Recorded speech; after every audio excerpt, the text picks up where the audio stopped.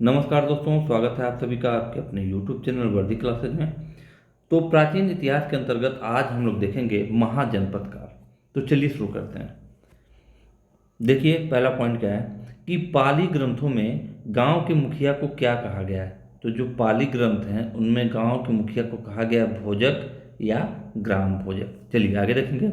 Important करिएगा, exam में अक्सर आ जाता है कि उज्जैन का प्राचीन नाम था। उज्जैन का प्राचीन नाम क्या था? अवंतिका।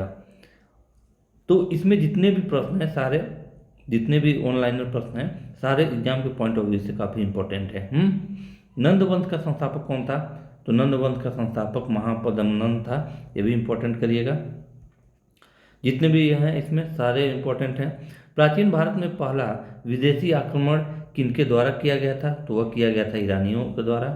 सिकंदर ने भारत पर कब आक्रमण किया था? तो सिकंदर ने भारत पर 326 ईसा पूर्व में आक्रमण किया था। हरेक वंश के किस शासक को कुड़िक कहा जाता है? ठीक है, हरेक वंश के किस शासक को कुड़िक कहा जाता है? तो वह है आपके अजातशत्रु। इंपॉर्टेंट है। किस शासक ने गंगा एवं सोन नदियों के संगम पर पाटलिपुत्र नामक नगर की स्थापना की? तो वह था उज्जैन। ठीक है। 323 ईसा पूर्व में सिकंदर महान की मृत्यु कहाँ हो गई थी? बेबीलोन में। सिकंदर महान, अलेक्जेंडर द ग्रेट एवं पोरस या पुरु की सेनाओं ने किस नदी के आमने सामने वाले तटों पर पड़ाव डाला था? वह था आपका झेलम नदी। यानी कि यह आपकी हो गई झेलम नदी। ठीक है, यह आपकी नदी है। एक तरफ सिकंदर की सेना थी और एक तरफ पोरस या पुरु की, राजा पुरु की सेना थी। किस प्रकार का मृदभांड भारत में द्वितीय नगरीकरण या शहरीकरण के प्रारंभ का प्रतीक माना गया है? तो वह है आपका उत्तरी काले पालिष्कृत बर्तन। ठीक है। मगध की प्रथम राजधानी कौन सी थी? तो वह गिरिव्रज या राजगिरी। ठीक है, क्या थी आपकी मगध की पहली राजधानी। आगे देखेंगे। किस शासक द्वारा सर्वप्रथम पाटलिपुत्र का राजधानी के रूप में चयन किया गया था? तो पाटलिपुत्र का राजधानी के रूप में चयन किसने किया था? उदयन ने। ठीक है। 16 महाजनपदों की सूची उपलब्ध है। तो 16 महाजनपदों का जो है उल्लेख है वह किसमें है? अंगुत्तर निकाय में। किसमें? अंगुत्तर निकाय में। मगध का कौन सा राजा सिकंदर महान का समकालीन था? तो वह था आपका घनानंद। प्रथम मगध साम्राज्य का उत्कर्ष किस सदी में हुआ था? तो वह हुआ था 6ठी सदी ईसा पूर्व। आगे बात करते हैं। सिकंदर के आक्रमण के समय उत्तर भारत पर किस राजवंश का शासन था? तो वह था आपका नंद वंश का। ईसा पूर्व 6ठी सदी में प्रारंभ में भारत का सर्वाधिक शक्तिशाली नगर राज्य था। कौन नगर राज्य था? कौन सा? वह था आपका मगध। नंद वंश का अंतिम सम्राट कौन था? घनानंद। और घनानंद के बाद कौन शासक बना? उसमें मौर्य, ठीक है, वंश का शासन आया और चंद्रगुप्त मौर्य मौर्य वंश के संस्थापक थे। भारत में सिक्कों या मुद्रा का प्रचलन कब हुआ था? तो वह हुआ था 600 ईसा पूर्व में। अभिलेखी साक्ष्य से प्रकट होता है कि नंद राजा के आदेश से एक नहर खोदी गई थी। कहाँ पर? कलिंग में। जो कलिंग कहाँ पर था? उड़ीसा में। पहली ईरानी, ठीक है, पहला ईरानी शासक जिसने भारत के कुछ भाग को अपने अधीन किया था तो वह थे आपके डेरियस। मगध के किस प्रारंभिक शासक ने राज्यारोहण के लिए अपने पिता की हत्या की एवं इस कारणवश अपने पुत्र द्वारा मारा गया?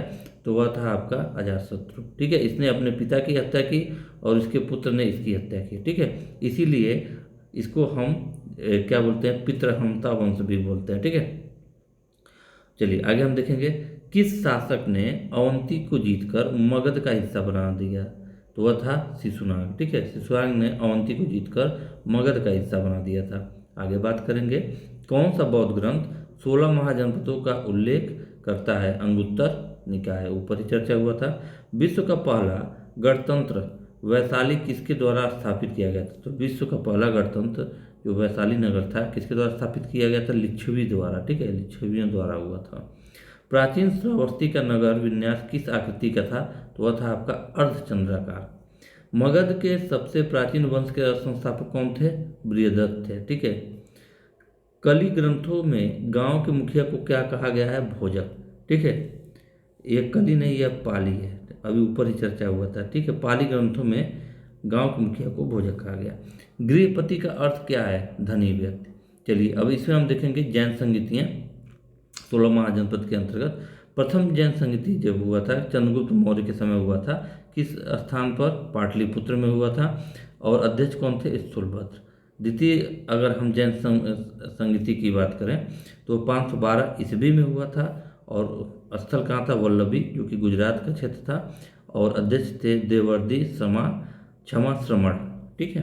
अब बौद्ध संगीतियों की बात करें, प्रथम बौद्ध संगीति 483 ईसा पूर्व में हुआ था। शासक अजातशत्रु थे, स्थान आपका राजगृह और अध्यक्ष महाकश्यप थे। द्वितीय बौद्ध संगीति की बात करें तो 383 ईसा पूर्व में हुआ था और शासक कालाशोक थे। उसके बाद हम बात करते हैं, स्थान आपका वैशाली था और अध्यक्ष सर्वकामिनी। उसके बाद तृतीय की बात करते हैं 291 ईसा पूर्व, शासक आपका अशोक, स्थान पाटलिपुत्र और अध्यक्ष मुगलीपुत्र तीस थे। चतुर्थ की बात करें तो प्रथम सदी में हुआ था, शासक आपका कनिष्क, यह कश्मीर के कुंडलवन में हुआ था और अध्यक्ष थे कौन? वसुमित्र। ठीक है, तो यह इंपॉर्टेंट रहा। चलिए आगे देखेंगे प्रमुख महाजनपद।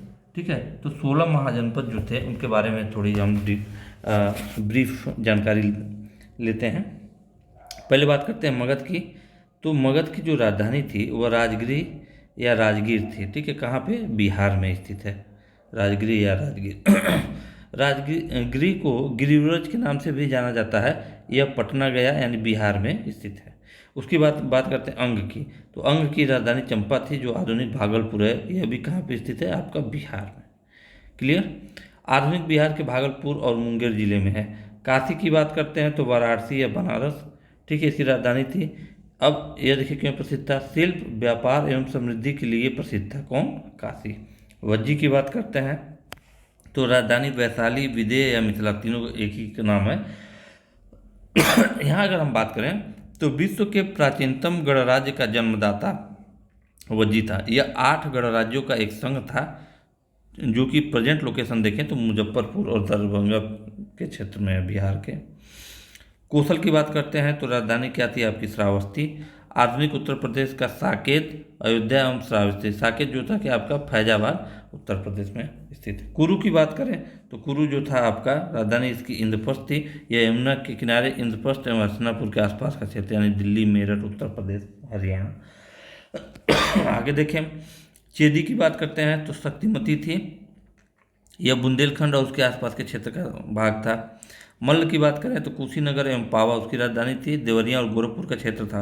असमक की बात करते हैं तो पौधन या पोतम गोदावरी का तटवर्ती प्रदेश है, दक्षिण भारत का एकमात्र जनपद था। असमक ऐसा एक 16 महाजनपद से एक ऐसा शहर था जो दक्षिण भारत में पड़ता था। बात करते हैं वत्स की तो कौशाम्बी क्षेत्र में और कौशाम्बी कहाँ है? आपका प्रयाग के आसपास का क्षेत्र था।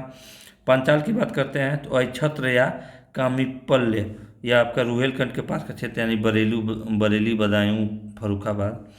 मत्स्य की बात करते हैं तो विराटनगर इसकी राजधानी थी। राजस्थान के अलवर, भरतपुर एवं जयपुर का क्षेत्र है प्रेजेंट में अगर बात करें। अवंती की बात करें तो उज्जैनी इसकी राजधानी, उज्जैनी एवं महिष्मती इसकी राजधानी थी। और आगे अगर हम बात करें तो यह मालवा के आसपास का क्षेत्र था। गांधार की बात करते हैं तो तक्षशिला एवं पुष्कलावती और आधुनिक अफगानिस्तान का पूर्वी भाग है। सूरसेन की बात करते हैं तो इसका क्षेत्र मथुरा, इसकी राजधानी मथुरा था और मथुरा वाला क्षेत्र इसका है प्रेजेंट लोकेशन। कंबोज की बात करते हैं तो कंबोज की राजधानी राजपुर थी। श्रेष्ठ घोड़ों के लिए प्रसिद्ध था। ठीक है, रावलपिंडी पेशावर वाला क्षेत्र है जो कि प्रेजेंट में पाकिस्तान में। ठीक है, तो आज का सेशन यही समाप्त होता है। फिर मिलेंगे अगले वीडियो में, तब तक के लिए जय हिंद, जय भारत।